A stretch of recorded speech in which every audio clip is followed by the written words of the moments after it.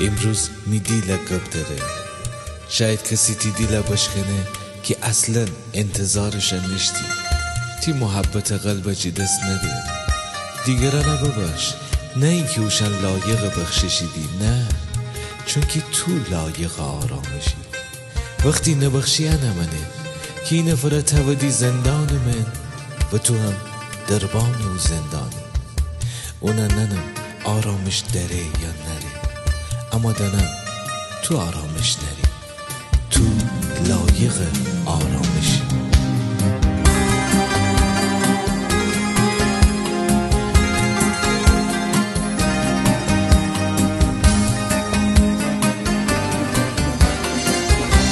شاید دیدی بشکنه تی هم سفر ترا بنا حق بنیدی پشت سر خداهای عیسی تی قلب پشت در نخوام بمانی در غم بی خبر.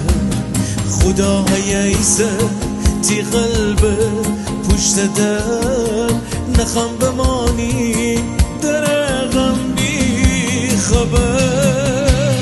تو لایق آرامشی رها بکن هر چی غمه تی قلب زخمی فدم شفا ده یک جا غمه. امروز بخم مرهم بنه هر جایی که بشکفته ای تی جان داره از آسمان قوت فده کی خسته ای.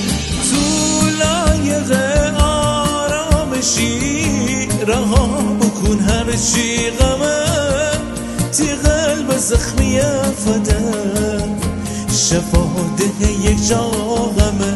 امروز بخم مرهم بنه هر جایی که تو بزرگی بگودی تی دل صافه بودی. ترا تبریکم جه تصمیم زیبا. درستی وقتی نفره بخشی درهای آسمان ترا بازده.